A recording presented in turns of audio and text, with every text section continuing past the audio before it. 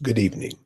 Welcome to another edition of African Americans Ain't Africans, the think show that proves without a shadow of a doubt that the so called African American didn't find their way to America in the trunk of a ship. I'm your host, the Indigenous One. Yesterday, I was hanging out with a friend I've been friends with for about 20 years. And she's into the political game and the politics and all of that. And she told me that she was going to something that was happening called Hands Off America, and I should come. Greetings, Orlando Williams. Thank you for skipping church and coming to hang out with us. So she asked me would I be interested in going. I said no, but I went because I just want to see what she was into. Now, mind you, this is a person, when I say or when everybody says study a genealogy, you'll find yourself in the genealogy. You'll find out things about yourself that your mother did, that your grandmother did, that your great grandfather did. You'll find parts of their life that are in your life. It's just simple. Try it sometimes, you'll see. You'll see why you like things, why you don't like things, why you think a certain way, where the masses may not understand what you're thinking. There's a reason. You're connected to a whole network of people. That's why finding out who you are doing your genealogy is of the utmost. If you don't do that, you'll be walking around here with a chicken with their heads cut off because you don't know you. It's a simple concept. Anyway, she says, meet me at the park. I mean, this was going on all around America, by the way. Meet me at the park. Okay. Get there for the city, for the size of the city that I live in. It was a horrible turnout, but it was a whole bunch of hands off my retirement, leave Social Security alone. Trump is a demon. Bush is the regular junk. So I just wanted to see what the crowd was like. So I started asking people, what did they think about this? And, I tried to get the demographics. Older Negroes, older Caucasians, younger Negroes, younger Caucasians, middle, tried to get a cross section. Very interesting what I came about. First of all, the ones that they say are the most educated people, you're not. Because the people that I talked to who went to college and school, they're just towing the line. This is reality. If many of you went to school, I'm talking about you, but it's not for everybody. It's not 100%. Most. Don't talk to this older sister. She was in her 70s. And she was talking about how this is a good thing. And I asked her, well, haven't you seen this before in your life? Oh, yes, many times. So why are you repeating the same thing over and over and over again? And she stopped and she thought about it. Why are you doing this over and over again when it didn't work the last time and the time before that? She just looked like confused. Then I go to this older Caucasian couple. They were kind of like pseudo hippies. They weren't all the way real hippies. They just like the hippie lifestyle and they probably dabbled in a little bit.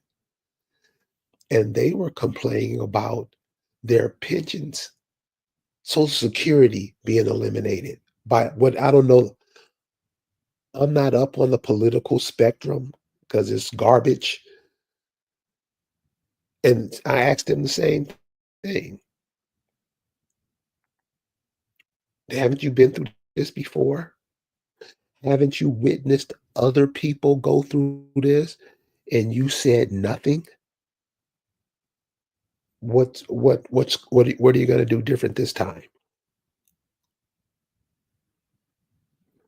Because see, in America, people get together and do things that don't add up to nothing. It's more of a publicity stunt. All these things that you complain about and wanna march about, you help set them up. Then I talked to a younger couple, Caucasian couple, and they were taught, they were on the so-called African American tip, trying to be something that they're not. These were trying to be Indians and were embarrassing themselves. We So I asked them, were they receiving government assistance? And they admitted that they were.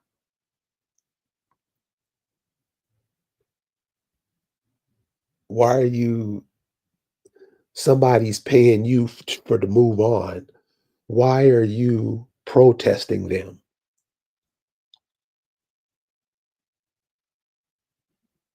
They couldn't say nothing, so they do what most people do. Ignore what you said and go back to doing what they were doing. And so this is what you have a lot in the so-called African American community. People talking, they're trying to sound intelligent. They really don't. If you listen to what they say, you have these Pan-Africans going around talking about they're black, aboriginal. They're not. They just sound intelligent. They sound like that. And a lot of us, we get stuck on that because they sound good.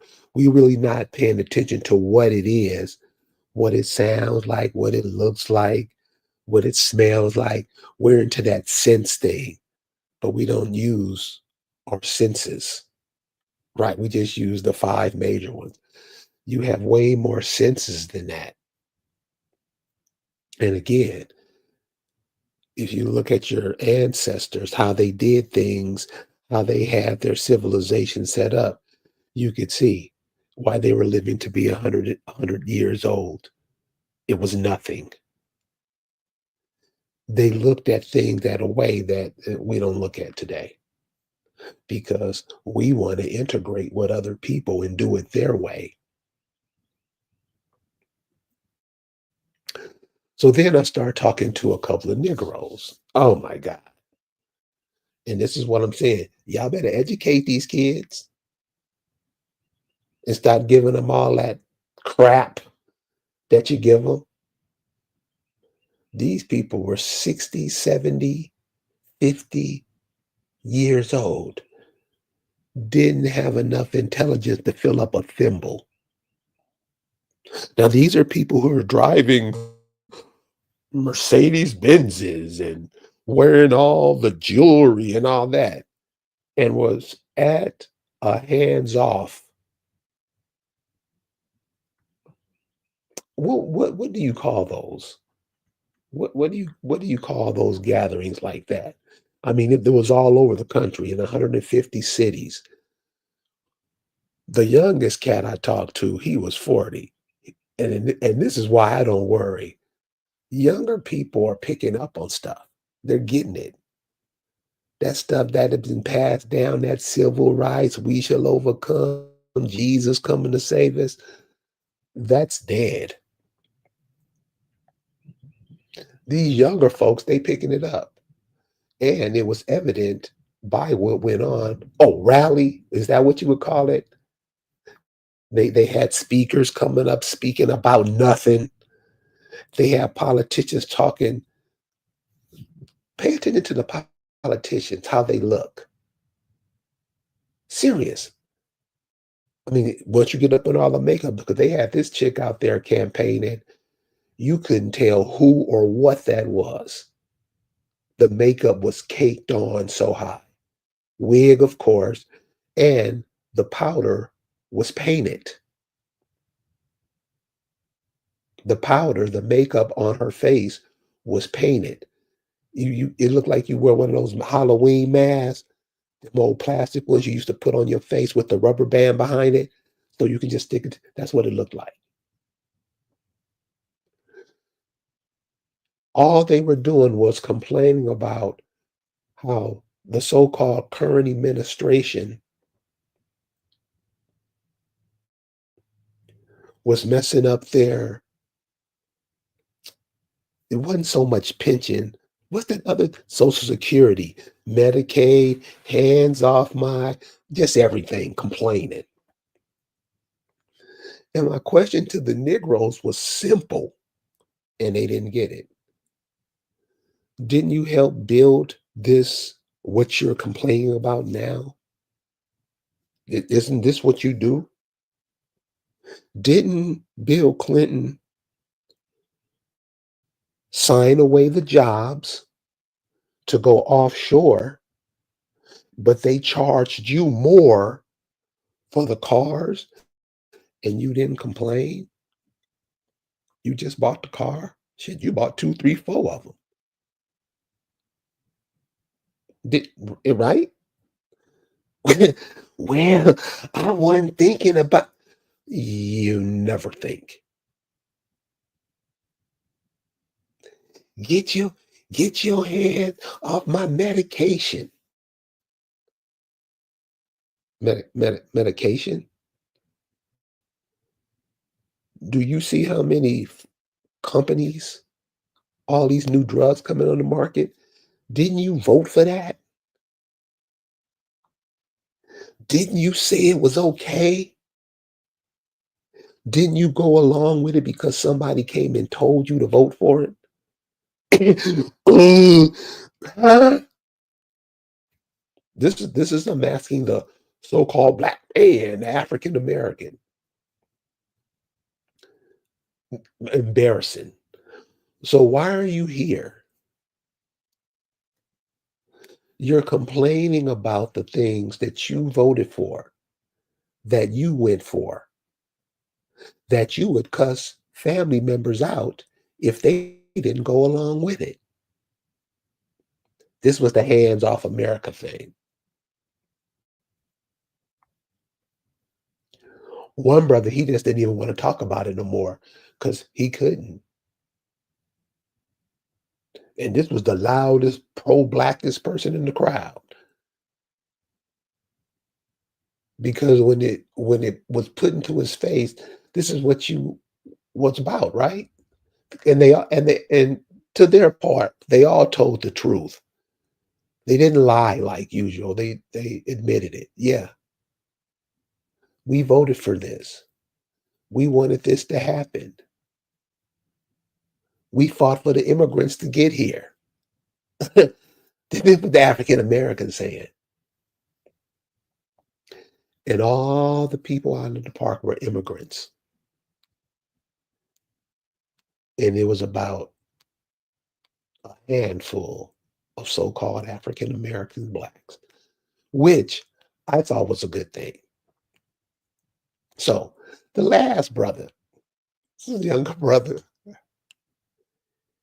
he out there playing his music loud because what he was doing was cool. So all these immigrants out there, they're playing songs, old songs, but they were just playing the Caucasian artist with the song. So they play, what was the Marvin Gaye song that they played? But it was by a Caucasian dude, and you know how that stuff sound. So the brother would play the Marvin Gaye's version. Every song they played, They played the indigenous version of it. And it sounded better. Songs that are 60 years old sound better today than they did back then. So I started talking to the brother. And he was a younger cat, you know.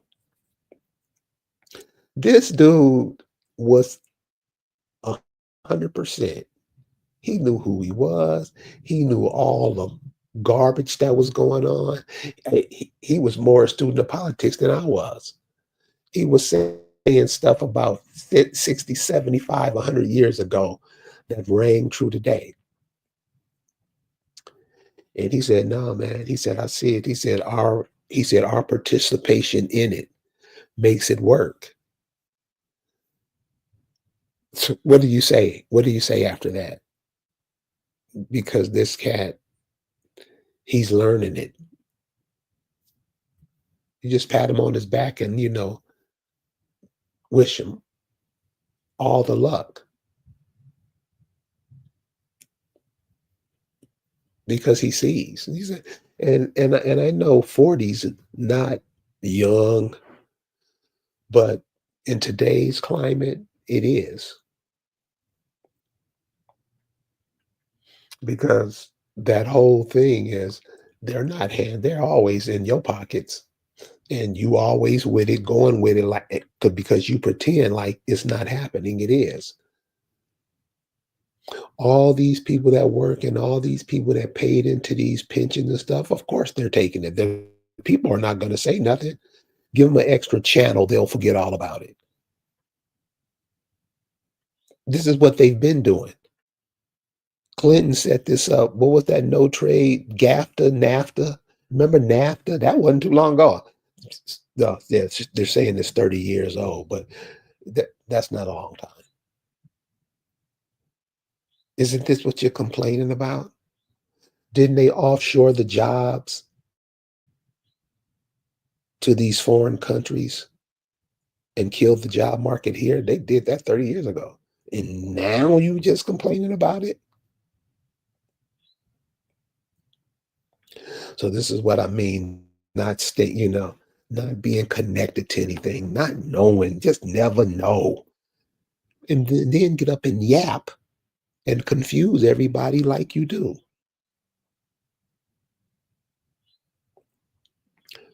So my hat's off to the younger people. To me, younger people, well, I say about 40 years old. And this is what I told this brother yesterday. I said 40 years old is a pivotal number for me. And he was like, why? I'll say it. You're familiar with Martin Luther King and Malcolm X. Both of them died before they hit 40. And why they died? Because they both. Now, this is my pickup on it. It's not what they tell you in books and movies and all that. This is what I learned from it. A lot of times we don't go by what we say, we go by what somebody else say, not knowing that what somebody else say might not be the right way to go. What you say. Martin Luther King and Malcolm X was 39 years old when they died. And both of them, and they both said it, and you know this if you're listening, both of them said this. I can't go with the bullshit no more. I can't do it. Yeah, we know they were both in these men clubs to keep the indigenous population dumb. They both were. But it got to a point when they were approaching 40, they had kids. I can't do this no more. Forget it. I'm not gonna make it with y'all. I'm a dead man walking already. This is what these cats said. So to me, So if you're over 40 and you still going to the club, watching the game, doing stupid shit. If you're still doing that, then you're gonna do that for the rest of your life. Go ahead. But if you're 40 or below, to me, that means you're growing, you're moving, you're evolving. So this is for the younger people that's under 40 who are doing that. Keep on evolving, baby, because you're gonna be shining like a diamond in a minute. You guys have a good day. We'll talk to you soon. Peace.